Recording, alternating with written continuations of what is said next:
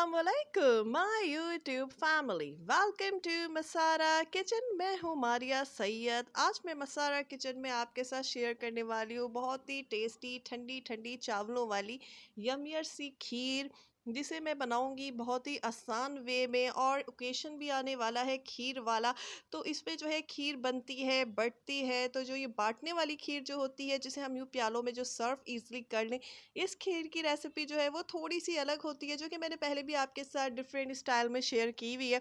तो आज भी मैं एक न्यू रेसिपी के साथ आई हूँ आपके साथ, और बहुत ही मज़ेदार ये खीर यहाँ पे बनाऊंगी। टेस्ट तो इतना ज़बरदस्त होता है कि अगर आपने एक बार बना लिया तो बार बार यही बनाएंगे। चले फिर करते हैं स्टार्ट। यहाँ पे मैंने 1 लीटर जो है फ्रेश मिल्क ले लिया था। इसको फुल बॉयल करके मैंने फ्रीज़र में रख दिया था। बॉयल ज़रूर किया करें। अगर आप चाहें तो टेट्रा पैक मिल्क भी ले सकते हैं, लेकिन मैंने यहाँ पे 1 लीटर फ्रेश मिल्क यूज़ किया। इसमें यहाँ पे हाफ कप चावल, जो कि टूटा चावल होता है, इसको मैंने 6 घंटे पहले भिगो दिया था। अब यहाँ पे फूल कर ये 1 प्याली हो चुका है, और यहाँ पे हाथों से देखें मैं इसको चूर चूर मज़ीद कर ले रही हूँ। ये इतना नरम हो चुका है कि आसानी से चूरा हो जा रहा है, वो मैं इसमें कर दे रही हूँ यहाँ पे पूरा ऐड। 6 घंटे पहले तो इसको तकरीबन आपने भिगोना है, तभी ये जाके अच्छे से फूलेगा और हमें जो रेसिपी बनानी है उसके लिए ये रेडी होगा। यहाँ पे जो है चावलों को डाल के थोड़ी देर जो है स्पैचुला चलाते रहें। फ्लेम को इस वक्त बिल्कुल स्लो रखें, ताकि चावल के दाने जो है दूध में अलग अलग हो जाए, नहीं तो फिर गुठली बनने का डर रहता है। चलिए जी, अब यहाँ पे मैं इसको कवर करके 1 घंटे के लिए बिल्कुल धीमी आंच पे 1 आवर हो चुका है। अब बारी आती है यहाँ पे चेक करने की। बिल्कुल धीमी आंच में इसको पकाना है, नहीं तो ये बैठ जाएगा, चावल जल जाएंगे। यहाँ पे देखें चावल जो है पूरा दूध जो है अपने अंदर जस्ट यहाँ पे कर चुका है। अगर आप चाहें तो आप इसको बीच बीच में चेक भी करते रहें कि आपकी फ्लेम की आंच कितनी है, हीट कितनी है, इसको ज़रूर चेक करें, नहीं तो ये सब जल जाएगा तो फिर खीर बिल्कुल ख़राब हो जाएगी। अभी यहाँ पे स्पैचुला की हेल्प से ये देखें मैं इसको लाइट लाइट सा जो है मेश करते जा रही हूँ, ताकि चावल जो है वो अच्छी तरीके से मेश हो जाए। ऑलरेडी चावल इतना फूल के गल चुका है, पूरा 1 kg दूध जो है इसने जज्ब कर लिया है। तो चावल की कंसिस्टेंसी देखें यहाँ पे किस लेवल पे आ चुकी है। इसको बिल्कुल मेक श्योर कर लेना है, ताकि तमाम चावल अच्छे से मेश हो जाए। इसको ग्राइंड जग में डाल के ग्राइंड नहीं करना है। इसको इसी तरीके से, जिस तरीके से मैं स्पैचुला से कर रही हूँ, स्पैचुला से कर लें। अगर आपके पास दाल घोटनी है, आप दाल घोटनी से कर लें। बहुत ही मज़ा आता है इस खीर को बनाने में। मैं तो बहुत ही ज़्यादा इंजॉय करती हूँ जब भी मैं ये रेसिपी बनाती हूँ ना।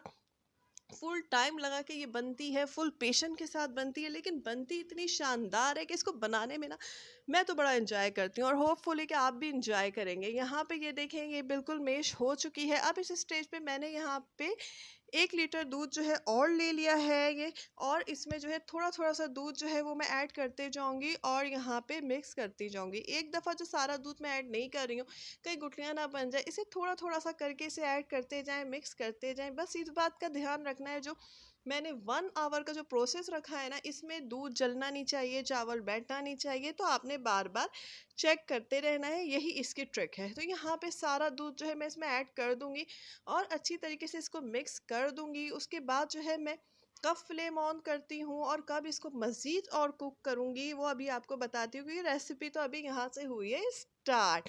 मज़ा तो अब आने वाला है। अब जो इसमें चीज़ें जाएंगी वो हमारी खीर को असल का फ्लेवरफुल और यमियर बनाएगी, जो कि मार्केट की लजीजा खीर भी इसके सामने फीकी पड़ जाती है। तो चलिए जी, यहाँ पे ये मिक्स हो चुका है, और अब मैं मेक श्योर अच्छी तरीके से कर रही हूँ कि ये मिक्स हो जाए, क्योंकि खीर में जो गुठलियाँ आती है ना, तो वो बहुत ही ज़्यादा बुरी लगती हैं और वो नहीं आनी चाहिए। इसलिए इसमें छोटी छोटी चीज़ों का जो है हमें बहुत ज़्यादा जो है ख्याल रखना चाहिए।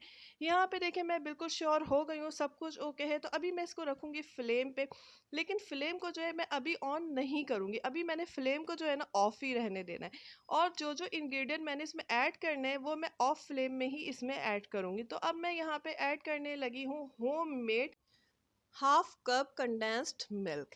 ये घर का बना हुआ मेरे पास है। मैं जब भी कंडेंस मिल्क यूज़ करती हूँ घर का ही बनाती हूँ। मार्केट्स में इतना एक्सपेंसिव मिलता है, लेने की कोई ज़रूरत नहीं है।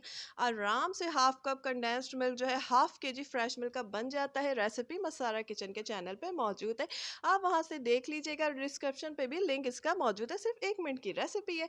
अब इसमें जाएगा 1 चाय का चम्मच पिसा हुआ हरी इलायची का पाउडर। ये हमारी खीर में जो खुशबू और जायका लाएगा ना, तो क्या ही बात है। ये देखिए ये इसमें मैंने ऐड कर दिया है। अब यहाँ पे मैंने हाफ कप जो है शुगर ले लिया, हाफ कप शुगर। इसमें से भी मैंने 1 खाने का चम्मच जो है चीनी रोक लिया है, क्योंकि मुझे इतनी चीनी बस इनफ लगी है।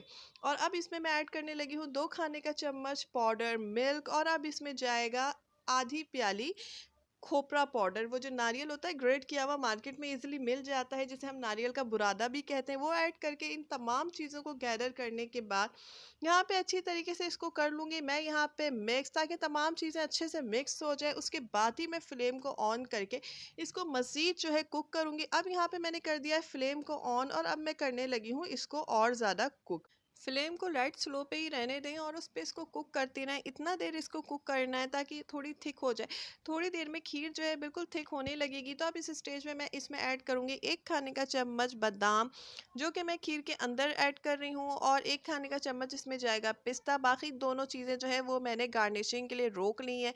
अब यहाँ पे मैं इसमें ऐड करने लगी हूँ 1 खाने का चम्मच क्योड़ा वाटर। अगर आप क्योड़ा एसेंस ऐड करें तो वो चंद कतरे ही ऐड कीजिएगा, क्योंकि वो जो है ज़्यादा तेज़ होता है। कड़ा वाटर इतना तेज़ नहीं होता है, तो इसलिए मैंने थोड़ा सा ज़्यादा ऐड कर दिया। यहाँ पे देखिए मज़ेदार सी खीर जो है रेडी हो चुकी है। इतनी टेस्टी इसमें से मज़ेदार सी खुशबू उठ रही है कि क्या ही बात है। ये फिरनी नहीं है कि इसको हम बहुत ज़्यादा थिक शुरू में ही कर देंगे और बाद में फिर ये बहुत ज़्यादा हो जाए। ये खीर है तो इसकी कंसिस्टेंसी देखें, खीर जैसी बिल्कुल परफेक्ट नरम नरम सी हो गई है। अब इसको यहाँ पे मैं निकालूंगी प्याले में। आप चाहें तो इसे प्याले में निकालें, चाहें तो इसे कटोरियों में निकालें, आपकी मर्ज़ी जिसमें चाहे इसको सर्व करें। वैसे भी रबीउल अव्वल में जो है छोटे-छोटे से प्याले में ये निकलती है, मिट्टी के प्यालों में, मटकी में इसको सर्व करते हैं, तो बहुत ही मज़ेदार से ज़ायक़ा दे रही होती है। इसके साथ ही जो है आपको ये स्पेशल खीर की रेसिपी जो है पसंद आई हो तो लाइक करें। अगर आपने अब तक हमारे चैनल्स मसारा किचन और मसारा व्लॉग्स को सब्सक्राइब नहीं किया, तो प्लीज़ उसे सब्सक्राइब कीजिए। इसके साथ ही इजाज़त दीजिए, दुआओं में याद रखिएगा, अपना बहुत ख्याल रखिएगा। अल्लाह हाफ़िज़।